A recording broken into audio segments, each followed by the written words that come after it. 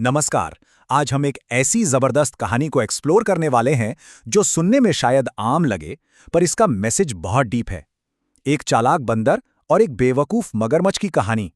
ये सिर्फ कोई आम किस्सा नहीं है यार, ये दिमाग और शारीरिक ताकत के बीच की एक अल्टीमेट टक्कर है। और हाँ, इस पूरी जर्नी में आप नोटिस करेंगे कि सभी कैरेक्टर का इमेज नेचुरल होना चाहिए, ताकि आप जंगल के इस यथार्थवादी माहौल को बिल्कुल करीब से महसूस कर सकें। तो चलिए, बिना किसी देरी के सीधे इस टॉपिक में उतरते हैं और देखते हैं कि कैसे एक शांत और तेज दिमाग किसी भी ताकत पर भारी पड़ सकता है। जरा इस घने और हरे भरे जंगल को देखिए, कितना नेचुरल और शांत लग रहा है ना? यहाँ एक बहुत ही विशाल पेड़ की सबसे ऊंची और सुरक्षित शाखा पर हमारा मेन कैरेक्टर, एक बंदर, आराम से बैठ के मीठे फलों का मजा ले रहा है। लेकिन इस बंदर के बारे में एक बात पूरे जंगल में मशहूर थी, इसका तेज दिमाग। इसे धोखा देना लगभग नामुमकिन था, और सच कहूं तो यही उसकी सबसे बड़ी सुपर पावर थी। लेकिन जहां शांति होती है, वहां खतरा भी कभी न कभी दस्तक देता ही है। नदी के किनारे एक विशालकाय, बेहद ताकतवर और भूखा मगरमच्छ आ चुका है। उसकी ये नेचुरल और खतरनाक प्रेजेंस किसी के भी मन में खौफ पैदा कर सकती है। वो वहां बिल्कुल शांत रुका हुआ है, मगर उसकी चालाक निगाहें सीधे ऊपर उस बंदर पर टिकी हैं। उसके दिमाग में बस एक ही बात चल रही है कि किसी तरह इस चालाक जानवर को पकड़कर अपना स्वादिष्ट भोजन बनाया जाए। डर और आशंका की शुरुआत बिल्कुल यहीं से होती है। अब मगरमच्छ को बहुत अच्छे से पता था कि पेड़ पर चढ़ना उसके बस की बात बिल्कुल नहीं है। तो उसने क्या किया? उसने एक धोखेबाज मास्टर प्लान बनाया। इसके 3 मेन स्टेप्स थे। पहला, दोस्ती का नाटक करना। दूसरा, बेहद मीठी मीठी बातें करके बंदर के दिमाग से हर शक को दूर करना। और तीसरा, बंदर को अपनी पीठ पर बिठाकर नदी पार कराने का लालच देना। आप सोच रहे होंगे कि क्या बंदर मान गया? जी हां, हैरान करने वाली बात यह थी कि अपनी पूरी चतुराई के बावजूद बंदर कुछ पल के लिए उसकी मीठी बातों में आ गया और उस पर भरोसा कर बैठा। और यहां आकर कहानी में एक बेहद डरावना मोड़ आता है।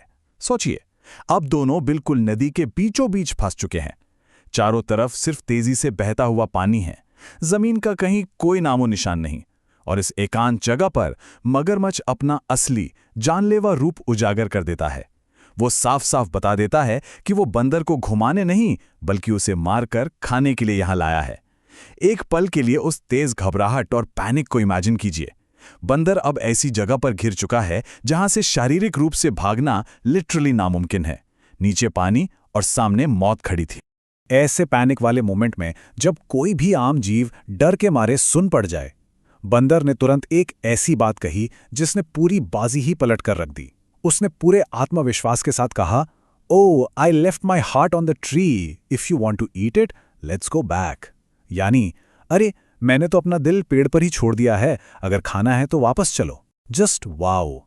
ये स्टेटमेंट अपने आप में एक मास्टर स्ट्रोक है। यहां साफ दिखता है कि कैसे बंदर ने आखिरी क्षण में होने वाले डर को अपने चेहरे पर बिल्कुल नहीं आने दिया। वो घबराया नहीं, बल्कि उसने ऐसी असंभव और अजीब तरकीब निकाली जिसने सीधे उसकी जान बचा ली। पर क्या मगरमच्छ ने इस अजीब बात पर विश्वास किया? जी हां, यहां उस विशालकाय मगरमच्छ की सबसे बड़ी कमजोरी सामने आती है, उसकी बेवकूफी और बिना सोचे समझे बातों में आने की आदत। उसने बिल्कुल भी दूरदर्शिता या कॉमन सेंस का इस्तेमाल नहीं किया कि क्या कोई जीव अपना दिल पेड़ पर निकाल कर छोड़ सकता है। बिना कुछ सोचे समझे वो पूरी तरह इस बचकाने धोखे का शिकार हो गया और उसने तैरकर नदी के उसी किनारे पर वापस जाना शुरू कर दिया। ताकतवर होने के बावजूद उसकी सोचने की क्षमता 0 थी, और इस वजह से उसने जीती हुई बाजी खुद ही हार दी। और जैसे ही वो दोनों किनारे पर पहुंचे, बंदर की चतुराई जीत गई। बंदर ने 1 सेकंड का भी वेट नहीं किया। वो तुरंत किनारे पर कूदा और एक शानदार फुर्तीली छलांग लगाकर वापस अपने उसी सुरक्षित पेड़ की घनाता में जा छिपा। और वो वहां बस बचा ही नहीं, ऊपर बैठकर उस मगरमच्छ पर जोर जोर से हंसने लगा। एक इतना ताकतवर और विशाल शिकारी नीचे नदी में खाली हाथ और बिल्कुल असहाय खड़ा रह गया। खतरा टल चुका था और दिमाग ने ताकत को पूरी तरह हरा दिया था। अगर हम इन दोनों कैरेक्टर्स को साइड बाय साइड कंपेयर करें तो पिक्चर बिल्कुल क्लियर हो जाती है। बाईं तरफ हम बंदर की मानसिक चुस्ती यानी उसकी मेंटल एजिलिटी देखते हैं।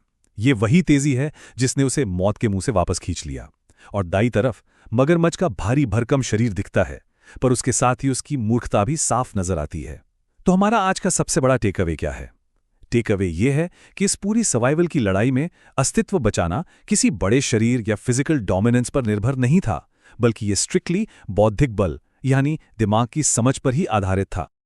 और यहीं से निकलकर आती है इस पूरी घटना की सबसे core learning, intelligence saves lives. ये कोड सिर्फ एक कहानी का मॉरल नहीं है, बल्कि हमारी रियल लाइफ के लिए एक बहुत बड़ी सीख है। अगर हम किसी कड़ी मुसीबत के समय पैनिक होने के बजाय अपने दिमाग को शांत रखें और तेजी से सोचें, तो कोई भी खतरा उस प्रेजेंस ऑफ माइंड के आगे बड़ा नहीं होता।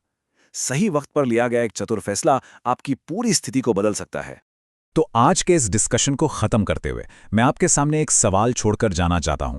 जब शारीरिक शक्ति पूरी तरह फेल हो जाए, जब हालात आउट ऑफ कंट्रोल हो जाएं और भागने का कोई रास्ता ना दिखे, तो क्या हमारा एक तीव्र, चतुर और शांत दिमाग ही हमारा सबसे बड़ा और प्रभावी हथियार बन जाता है? आज की इस चर्चा ने तो यही साबित किया है। इस विचार पर जरूर गौर कीजिएगा। आज हमारे साथ इस जानकारी से भरे डिस्कशन में जुड़ने के लिए बहुत बहुत शुक्रिया। उम्मीद है इससे आपको कुछ नया और महत्वपूर्ण सीखने को मिला होगा।